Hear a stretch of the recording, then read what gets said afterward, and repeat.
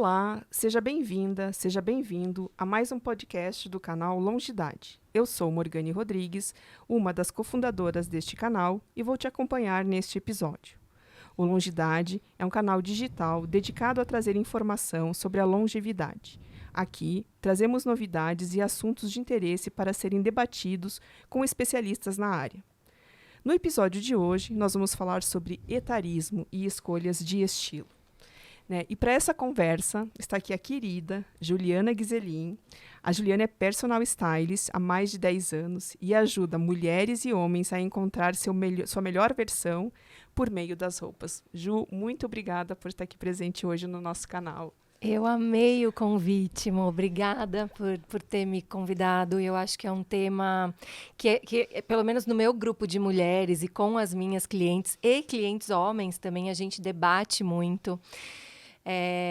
Eu acho que o que me seduz de fazer o trabalho de styling que eu faço é exatamente poder conversar sobre gente nas diversas fases da vida e não só sobre roupa, né? Eu falo que a roupa, que é a capinha que a gente veste, ela vem depois de um debate sobre tudo que a gente faz na vida, né? Então, fiquei muito feliz com o convite, porque é um assunto recorrente. É uma demanda que eu sinto que as clientes me trazem, sabe? Ótimo. E já que a gente vai falar disso, minha primeira pergunta é... o que é envelhecer bem para você? Assim, como você vê esse processo? O que você espera? Tá. Eu vou ser muito honesta, tá? Eu acho envelhecer desafiador. Eu tô com 43 anos e eu senti uma mudança muito grande depois dos 40. E veio junto a maternidade, né? Eu fui mãe com 38, então muitos desafios. Uma mãe mais velha, não para os padrões de hoje, mas para o que eu estava acostumada a ver. Então, eu acho que o envelhecer, ele traz muitos desafios físicos, mentais. E eu acho que principalmente isso acontece quando a gente se compara com as outras versões que a gente lembra da gente mesma. Quando eu olho no espelho hoje e vejo a Juliana de 43 anos, eu me sinto muito realizada com tudo que eu conquistei, com a forma física que eu tenho hoje, que foi com muito, muito suor, né? Os traços do meu rosto que contam histórias, né? De tudo que eu já vivi até agora. Mas eu acho desafiador, não vou mentir, acho... quando a gente compara a potência física, né? Vou dar um exemplo. Voltei a jogar vôlei de areia, uma coisa que eu fiz na minha adolescência. E aos 41 anos eu falei, vou voltar. Meu Deus! A gente nota a diferença, né? Parece que o corpo não é o mesmo. O cérebro entende o que você precisa fazer, mas o corpo não chega. Eu vejo onde a bola vai cair, mas cadê a perna para chegar, né? Então, eu acho desafiador, mas eu acho que tem muita beleza nesse processo também. Se a gente souber abraçar o momento atual, eu acho que fica mais fácil. O problema é quando a gente começa a se comparar, do meu ponto de vista. Mas não acho fácil, não acho simples. E fico muito feliz de saber que tem lugares falando disso, sabe? Porque a gente não tem muita... Eu acho que a referência da pessoa mais velha, encurvadinha, enfraquecida, não é a referência que eu quero ter de envelhecimento, né? Eu vou para academia 3, 4 vezes por semana e eu vejo mulheres e homens de muito mais idade que eu pegando peso pesado e é assim que eu quero chegar. Nossa, também é o meu objetivo. Eu sempre falo assim, eu quero retardar o uso da bengala. Eu quero retardar a cadeira de rodas, eu quero conseguir ir no banheiro sozinha. É isso. Envelhecer bem, né? E eu acho que é uma dádiva também. Eu tenho pensado muito nisso. Envelhecer significa estar vivo. Quando eu li essa frase, eu falei, caramba, é sobre isso, né? Estar vivo e estar bem. Então, dentro das possibilidades de cada um, né? Eu tenho acompanhamento de nutricionista, de nutrólogo, porque muda a maneira como o organismo absorve os nutrientes. Eu notei muito isso, né? O cabelo muda, a pele muda, tudo muda. Então, agora a gente vai entrar no nosso tema, né? E eu vou começar meio com polêmica, assim, Bora. tá? Porque quando a gente fala, assim, de estilo, né? De moda, muitas vezes eu ouço, não, mas isso é supérfluo. Né? Por que eu vou ver que roupa que eu vou vestir, como é que eu vou me vestir? Isso é supérfluo. Eu posso colocar qualquer roupa e ir, ou me arrumar um pouquinho diferente e esquecer a nossa questão de estilo, né? Dizer assim, o que seria isso, né? Gostaria que você explicasse um pouquinho disso e qual é a importância disso na nossa expressão pessoal, né? O que muda, o que representa, qual é o peso disso na nossa vida? Bom, eu acho que a primeira coisa que a gente pode falar sobre isso é que o cérebro é muito traiçoeiro, né? Então, a gente faz julgamento de de pessoas imediatamente pela imagem. Não tem jeito. Antes da pessoa falar alguma coisa, ela chega com a imagem, né? E a neurociência comprova aí que isso acontece em 2, 3 segundos. A gente forma uma imagem mental de uma pessoa em 2, 3 segundos. Aquela chamada primeira impressão. Exato. E pode até ser que ela não fique, mas demora para a gente desconstruir depois, né? Então, se a gente puder chegar mostrando quem a gente é, com a nossa capinha bem elaborada ali, né? Contando a nossa história através do nosso cabelo, da maquiagem que a gente usa, da cor das peças que a gente escolhe colocar, é um facilitador de comunicação. E eu trabalho com isso há mais de 10 anos, né? Eu vejo as pessoas se transformando na minha frente. Eu vejo o suspiro de alegria, o sorriso no canto da boca, quando elas se veem representadas nas suas cores, nas suas formas, nos tecidos. Eu vejo isso todos os dias. Então, eu penso o estilo como uma forma muito forte de autoexpressão. É mais do que o que a moda diz que eu tenho que fazer. Isso já foi. Até os anos 90, mais ou menos, a gente tinha as marcas ditando moda. Hoje, as pessoas ditam moda. Moda é tradução de comportamento e estilo é como eu quero me comportar, qual é a minha tribo, o que eu escolho.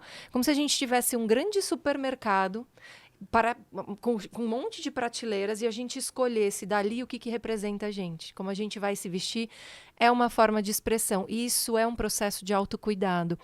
É botar consciência nesse processo e garantir que pelo menos a sua parte da comunicação está sendo transmitida.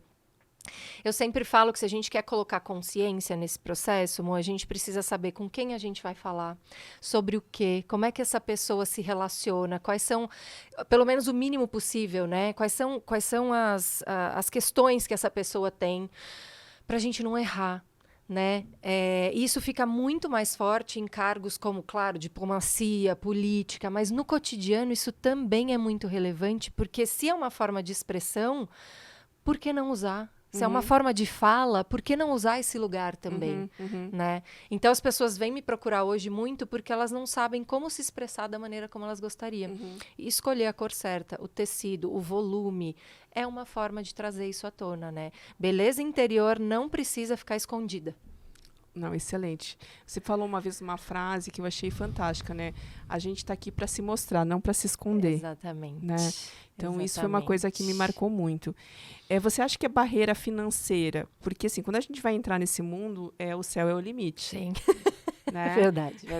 O céu é o limite, né? Você acha que isso é uma barreira para as pessoas? Sendo muito honesta, acho que a gente tem que fazer um mínimo de investimento mesmo para conseguir montar um guarda-roupa, né? Quanto mais consciência a gente tiver acerca do que a gente quer, quanto mais repertório a gente tiver acerca de cores, de tecidos, de custo-benefício das peças, o que aquilo vai entregar, mais fácil aquilo fica. Mas roupa no Brasil custa muito dinheiro ainda. A gente tem alternativas de marcas um pouco mais acessíveis? Tem, mas tudo subiu também, né? A gente teve do ano passado para cá um aumento de 20%, 25%. E eu vejo isso todos os dias, né? Quando eu vou com o orçamento que eu tinha o ano passado e o orçamento que eu tenho esse ano, o que eu consigo comprar é menos, né? Então, sim, claro que é. Eu sempre falo que para fazer uma consultoria de estilo, é importante que a pessoa se programe. Aqui não pode ser um lugar que cause ansiedade ou um aperto financeiro que depois ela fale, puxa, por que eu fui fazer isso agora? Tem que ser num momento bom, sabe? Acho que até por isso que a maioria das pessoas que me procuram estão numa faixa etária dos 30 em diante. Já se estabeleceram um pouquinho mais profissionalmente, já têm o seu próprio dinheiro, né? Já estão se bancando. É muito comum a faixa etária dos 40 também, que eu acho que é uma virada de chave, não só de estilo, mas de maturidade e de maturidade financeira. Então, tem um entrave financeiro, sim. E nesse lugar, eu não vou aqui, não exatamente defender o fast fashion, mas ele tem o seu papel de poder democratizar a moda. E se a gente souber escolher bem dentro do fast fashion, que oferece também bons preços, a gente pode ter uma alternativa aí financeira também. E agora entrando na questão do etarismo. Né? Bora. Principalmente, eu acho que para as mulheres, né? Eu acho que isso é uma coisa que pega mais, porque a mulher, ela tá mais nessa visão, né? Ela tá mais nos olhos, eu tenho essa impressão. Até porque eu acho que a variedade de roupas que existe para a mulher é muito maior do que a variedade para homens, né? Como que você vê isso? Porque a gente vê, assim, que isso é claro, assim, é difícil você assumir o seu estilo no geral, no envelhecimento, porque tem esse etarismo, né? Tipo, a mulher não pode mais usar mini saia, Sim. ela não pode usar ou biquíni na praia, que, tipo, vai ficar feia. Pra sua idade, shorts. Pra sua idade, ou outra coisa que eu ouvi, assim, acima de tal idade você não pode usar cabelo comprido, você tem que usar cabelo curto, né? Então, eu acho que isso é muito forte, né? Então, eu queria entrar nisso agora. Sim, vamos lá. Esses dias eu estava lendo um livro que chama Mística Feminina, né? De como uma série de revistas, isso muito, muito especificamente nos Estados Unidos, né? Nos anos 50, no pós-guerra, das mulheres terem conquistado uma independência, né? Que veio com os anos 20 em diante, depois, nos 2 períodos de guerra que elas tiveram que ir para o mercado de trabalho, e de como isso foi revertido para o lar, e de como elas foram convencidas de que o melhor para as mulheres seria ficar dentro de casa, se expor apenas para o marido, se vestir para o marido, se vestir para conquistar um homem, né? Então, acho que a gente caiu muito nesse critério do que os homens esperam das mulheres, e não o que as mulheres querem para elas mesmas. Então, se a gente está expondo o corpo, e se esse corpo não é magro, se esse corpo não é... Hoje, então, tem que ser magro e rasgado, né? Barriga trincada, corpo torneado. Como é que a gente faz para dar conta de tudo isso? E claro que a roupa entra nesse lugar. Então, o que eu vejo muito são as mulheres, assim, começa nos 30, indo para os 40, assim, mas eu posso usar shorts depois dos 40? Ah, não uso regata porque o meu braço tá gordinho. Será que eu uso decote? O que é apropriado para minha idade? Então, eu vejo como um papel que eu tenho, que eu assumi, é de quebrar mitos. Você pode o que você se sentir à vontade dentro do seu contexto. Qual é o seu contexto? O que você quer? As mulheres têm muito medo de se sentirem sensuais e serem julgadas como vulgares. Esse é um outro lugar, né? Eu acho que a gente avançou bastante, a gente tem bastante influencer já de 50, 60, 70 anos se expondo seus corpos, mostrando o seu estilo. Mas para a mulher isso tem um peso maior porque as pessoas cobram da gente juventude. E isso vem da indústria da moda. Né? Então, a gente vê modelos na passarela com 13, 14 anos. Agora que a gente começou a ver as modelos com 50, mas isso não existia.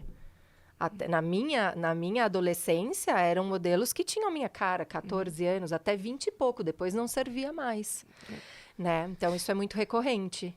E entrando nessa questão assim, da indústria da moda, né, que eu acho que é uma indústria super lucrativa. Super. Né? E falando, a gente realmente não tem representatividade, que a gente fala, né? Tanto representatividade de corpos como de idades. Né? Quantos modelos com 50, 60, 70 anos, né, que a gente vê na passarela, né? E são as pessoas que realmente já estão um período mais de vou acalmar minha vida. Né? E se a gente for pensar em questão financeira, são as pessoas que, teoricamente, têm mais recursos, né, para, digamos assim, gastar nessa questão de autocuidado. Exatamente. Né? Outro fato que você falou interessante, que você também referiu no seu texto, né? A Juliana escreveu um texto para o nosso canal, então deem uma olhada lá no longidade.com.br, se não me engano. Mas vai estar aqui embaixo na descrição do podcast. Que ela fala uma coisa que me chama muita atenção, assim, que corpo é tabu. Né? Que o corpo feminino ele é sexualizado e padronizado. E esse é um dos motivos pelos quais sofremos com esses questionamentos do que pode ou não pode em cada fase da nossa vida. Né? Você pode elaborar um pouquinho mais sobre isso? Acho que você já falou um pouquinho mais, mas eu acho que mais nessa questão, que eu acho que isso pega muito as mulheres. Claro, quando a gente vê moda historicamente, a gente vê as mulheres muito cobertas, né? A gente começou a mostrar um pouco mais o corpo de 1900 em diante. É muito recente quando a gente para pensar na história da humanidade, né?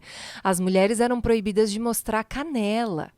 Então, usavam saias enormes, né? Espartilho para afinar a cintura. Então, o corpo da mulher sempre foi alvo do outro, né? Do olhar do outro. As mulheres nunca tiveram muita liberdade de ter o seu olhar para si mesmas. Então, quando eu falo que o corpo feminino é tabu, a gente ainda se escandaliza quando a gente vê a Anitta dançando toda exposta, né? Como se aquilo fosse uma novidade para todo mundo, como se a gente não tivesse um corpo como aquele, né? O Instagram proíbe peito feminino, mas permite peito masculino, por exemplo. Então, o corpo feminino é tabu. nesse sentido, né? Então, quando a mulher escolhe expor o seu corpo, ela sabe, e eu faço questão de dizer isso para as minhas clientes, saiba que vocês vão chamar mais atenção. De fato, não porque você está fazendo algo muito diferente, mas porque as pessoas não sabem lidar com isso. Se você está pronta para lidar com isso, vai. Você está pronta para lidar com as consequências de olhares, as consequências de comentários. Se você segura isso, vai, te dou todo o apoio, a gente vai fazer isso da melhor forma possível. É nesse sentido que corpo feminino é tabu. Então, mulheres que trabalham em locais que predominantemente são locais masculinos e que elas são a única mulher da equipe, elas se fecham. Porque elas não se sentem à vontade de pôr uma regata ou de pôr um colo um pouco mais decotado, porque elas sabem que elas vão ser alvo de olhares. Então, a questão não é da gente com a gente. A questão é de como o outro, e aí tem muito do sexo oposto, né? Enxergam o nosso corpo. E também não estaria errado você se proteger disso. Exato. Roupa também é proteção. Ótimo ponto. Eu acho que a maneira como a gente se veste também pode ser um escudo, né? Se a gente não quer lidar com isso, a gente vai usar a estratégia de o que eu posso usar para que a minha voz seja ouvida. Né? Então, é sempre muito a gente parte para uma consultoria de estilo, a gente sempre parte desse ponto. O que você quer? Qual é a estratégia que a gente vai usar? Né? Não, eu trabalho nesse mercado masculino, eu não quero ter que lidar com isso, então eu vou usar roupas mais fechadas e nos meus momentos de lazer, aí eu libero quem eu sou mesmo e tá tudo bem para mim. Então é isso, né? O que a gente quer? É sempre qual é o nosso objetivo. A gente vive num país conservador, num país machista, a gente tem que tomar esses cuidados. Eu sempre atravesso a rua quando eu vejo um grupo de homens. Eu nunca passo pelo meio. Eu acho desconfortável. É isso, é sobre isso. É sobre né? isso, é sobre isso. É. E como é que a gente começa a se libertar? Eu acho que isso até vai mais para as pessoas com idade, sei lá, 50, que a gente já começa a ligar uma teclinha, né, bem famosa. Adoro essa tecla. A gente começa a ligar, né? Assim, como é que a gente começa, né? Isso. Sim. E assim, que mensagem que você passaria para pessoa com 50, 60, tanto homens e mulheres, né? Porque aqui a gente quer abraçar todo mundo, né? Claro. 80, 90, 100 anos. Maravilhoso. Sei lá, né? Como que eu vou para esse caminho? Como eu entro nesse caminho de que é o meu direito de me expressar quem eu sou. Sim. E conseguir essa liberdade independente da opinião do outro, né? Nossa, eu tento ser um pouco dessa voz, sabe? De eu dizer muito isso para as pessoas, né? Poxa, eu me visto muito da maneira como eu gosto de me ver, independente do que o outro vai achar. Não que eu não tô nem aí pro que o outro vai achar, mas o que eu vejo na frente do espelho é mais importante para mim. Claro que hoje eu vim aqui no podcast, eu queria um look um pouco mais aparecido, porque afinal de contas eu sou personal stylist, isso né, pode ficar evidente quando eu venho num podcast. Mas eu acho que a gente precisa ter muita segurança da imagem que a gente gosta de ver na frente do espelho. E o primeiro passo que eu acho que é legal é assim, encontra um lugar seguro para fazer isso. Pode ser na sua roda de amigas, pode ser em casa com a sua família, se é uma família que dá esse apoio, porque às vezes o primeiro bloqueio vem de casa. Vem do marido, vem da mãe, vem do irmão. Onde você vai vestida assim? Você não tem mais idade para usar isso. Que decote é esse? Escutei isso muitas vezes na minha casa. Meu irmão morria de ciúmes da minha mãe, né? E a minha mãe hoje assim, não quero mais mostrar meu braço. Eu falo, mãe, faz sentido você passar calor para não mostrar o braço, né? Então, eu acho que é um processo muito individual e de autoconscientização, mas como eu, como stylist, posso ajudar então, vamos escolher o que vai te deixar mais confortável dentro do que você está preparada nesse momento? Então, não topo uma alcinha fina, mas e se for uma alcinha mais larga, e se for uma manguinha um pouco mais curta, e escolher os tecidos que vão te trazer esse conforto, né? Então, puxa, se é no calor, é linho, é algodão, é no frio, você quer se cobrir um pouco mais, o que vai te trazer esse conforto? Mas o conforto tem que ser estético também, né? De novo, a tecla é como eu gosto de me ver. Eu preciso saber. E o primeiro passo encontra um lugar seguro para fazer isso. Vai desbancando as primeiras barreiras. Se é o marido, vai conversando com ele, vai dando de ombro e fala assim, o que você entende disso? O que você entende do que eu quero fazer, né? Não é para arrumar briga com o marido, mas é assim, eu preciso me expressar. Eu preciso desse espaço, né? Não é sobre você, é sobre mim. sobre o que eu quero fazer com a minha imagem. Isso é muito importante. Eu atendo mulheres de 50, mulheres de 60, que começaram a se ver, assim, ela falou, nunca olhei para mim, eu sempre me vesti de acordo com o que meu pai achava bom, depois a igreja me falava que eu tinha que fazer, depois o meu marido super ciumento, eu me curvava porque eu era mais alta que o meu marido e eu não gostava de parecer maior que ele. Falou, pelo amor de Deus. Aí a gente começa a ter uma sociedade de mulheres corcundas, sabe? De mulheres que escondem os seus corpos porque a sociedade não honra. E aí eu falo que a gente deixa de honrar todas as mulheres que vieram antes da gente e que deram a vida que a gente tem. Faz sentido? Pra mim não faz nenhum. Não, nenhum. Não faz sentido. Nenhum. Mas é desafiador. Né? Porque eu acho que isso lida muito com autoconhecimento. Né? E você ter uma certa coragem também, né? Coragem de se expor, né? Isso. E além de se expor, é de você experimentar o novo. Porque vai ser diferente. Não vai ser a mesma coisa. Né? E lidar com isso, né? Eu adorei que você falou de coragem, porque para mim é um dos alicerces de estilo. Coragem para ser quem é. Né? Coragem para dizer para os outros, através do que eu estou vestindo, por que eu vim? Qual é a mensagem que eu quero transmitir, né? Numa sociedade que é muito julgadora e que julga muito a imagem, principalmente das mulheres, né? A gente não vê a gente não vê pessoas falando da imagem dos políticos homens. Mas se é uma política mulher que veste alguma coisa, tem lá 3, 4, 5, 10 colunas falando sobre o look né, da pessoa tal. Então, uma apresentadora de TV é sempre alvo de comentários sobre o que ela está vestindo. Acho que um processo muito legal da gente comentar foi o da Fátima Bernardes, que ela era da bancada do Jornal Nacional, que é mais formalidade do que a bancada do Jornal Nacional. O cabelo era impecável, as roupas sempre muito neutras ou escuras, né? Tudo muito no lugar, cabelo sempre curto, uma atitude sempre mais séria, uma postura mais séria. E aí ela vai para o encontro. Então, ela que é completamente diferente. Outra história, né? Bancada do Jornal Nacional, autoridade, credibilidade. Então, pede isso. São códigos que pedem. Aí ela vai para o encontro, que é um programa de auditório, que ela precisa aproximar o público dela. Mudam as cores, mudam as formas, muda o cabelo, muda o jeito dela falar. E ela foi alvo de muitas críticas também. É uma nova persona, né? Uma nova persona, exatamente. Que provavelmente já estava ali. Né, mas que não podia aparecer na bancada do Jornal Nacional. E que ela teve que bancar na transição também um namorado mais jovem. Né? Então, tudo isso é muito desafiador. Para mim, ela é uma grande inspiração nesse sentido. Né? Uma mulher que banca essa vida nova que ela escolheu ter, a separação e o namorado mais jovem e essa mudança de estilo. Né? Em tudo, cabelo, maquiagem, cor de roupa, estilo de roupa, tudo. Maravilhoso. Em relação aos homens, você vê diferença? Como é que é toda essa questão para o homem? Ele já está numa certa vantagem, né? Homem. Mas mesmo assim. Já nasceu homem. Se for branco e hétero, mais ainda, né? Verdade. Você vê alguma diferença? Como é isso? Eu acho que os homens também sofrem esse impacto do modelo de beleza, menos que as mulheres, mas já estão mais impactados. Eu converso muito com amigos que trabalham com masculinidades, então eles já veem isso também, essa pressão nos homens também.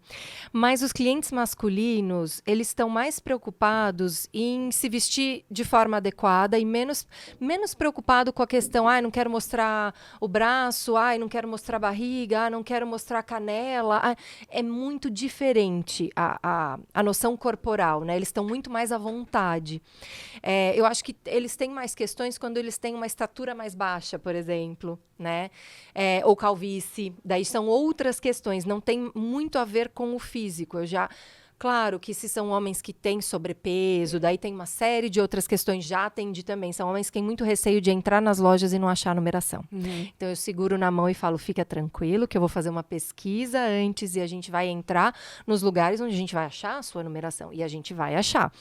Então, depende. Mas é menos. É muito diferente do impacto que tem nas mulheres. E a faixa de idade dos homens que eu atendo é por volta dos 30, 40. Então, eu não peguei muitas dessas questões de etarismo, né, nos homens. Mas eu acho que não tem jeito, vai chegar neles também. É que a gente está evoluindo muito rápido, né? A gente está se reinventando. Acho que o mundo está se reinventando. Principalmente depois dessa pandemia. Exatamente. Falando na pandemia, eu acho que falando dessa questão de estilo, né? e pandemia e sem deixar de falar do etarismo, eu acho que as pessoas se viram querendo vestir-se mais para elas mesmas. Porque elas passaram a se perguntar, eu uso salto por quê mesmo? A venda de sapatos de salto durante a pandemia e agora também caiu absurdamente, porque o conforto tomou conta, né? Dá para ser estilosa sem salto. Eu bato nessa tecla há muito tempo, né? Mesmo antes da pandemia, porque eu não sou uma pessoa de salto. Então, tem muitas opções hoje de calçado sem salto. Então, eu acho que uma coisa que mudou e que é importante, as pessoas ditam moda, as pessoas ditam comportamento, a moda acompanha. Não tem... E a gente acha que é o contrário. Porque a gente vai procurar o que tá foi. na moda. Mas a moda é um reflexo de comportamento, por isso que ela é uma indústria muito importante, né? Ela reflete o espírito do tempo. O espírito do tempo é conforto. A gente nunca viu tantos modelos de tênis diferente. A gente nunca viu o moletom tão estrelado como tá, em tantas possibilidades, né? O look comfy que a gente fala, né? Esse look mais confortável, ele vem em muitas versões, né? Quem quiser usar com escarpão, usa, mas quem não quiser, pode pôr com espadrilhe, que é uma alpargata, pode pôr com sapatilha, pode pôr com tênis, né? Então, a gente tá mais no comando agora.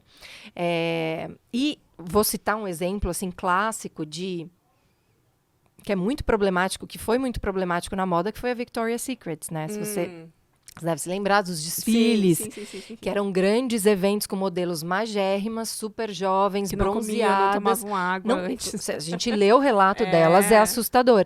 E agora a Victoria's Secret está tentando fazer uma reconciliação, né? Vão fazer um novo desfile com mais representatividade, né? Modelos mais velhas, modelos com corpos diferentes, com curvas.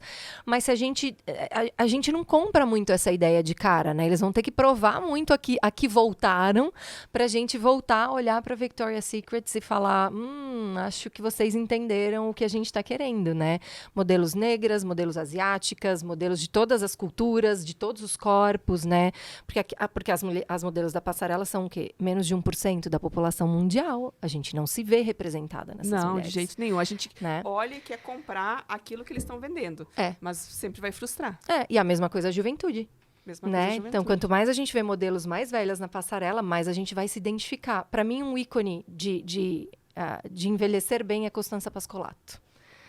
Que está aí antenada, trabalhando, dando consultoria, maravilhosa. E ela tem o estilo dela que eu acho extremamente simples e elegante, né? Não precisa de muito, na verdade. Não, ela sabe, né? Ela sabe construir, mas ela tem uma irreverência nos acessórios. Se a gente parar para observar, ela usa piercings enormes, ela usa anéis de caveira, então é onde ela põe essa juventude. Ela usa tênis, né, com alfaiataria. Então ela sabe mesclar. Então tá bom, estamos agora nos aproximando para o final, infelizmente, porque o papo tá excelente, acho que a gente poderia seguir ainda por um bom tempo conversando, né? E então eu queria agradecer muito a Juliana. Eu amei. Por ter vindo aqui. Ju, assim, como é que as pessoas te encontram? Eu tô no Instagram, julianaguizilin.stylist, acho que vai aparecer aqui para ficar mais fácil, isso, a gente vai deixar no final do episódio. Tô lá todos os dias, vocês me encontram lá. E tem meu site também, que é julianaguizilin.com.br. Maravilha. Então, nesse episódio de hoje, nós falamos sobre etarismo e escolhas de estilo. Lembre-se de se inscrever no nosso canal e acompanhar o Longidade nas redes sociais para ficar informado e desenvolver uma longevidade com saúde e qualidade de vida. Também não esqueçam de deixar seus comentários, né, sobre o que você achou do episódio e assuntos que vocês gostariam de ouvir aqui no canal. E até o próximo episódio.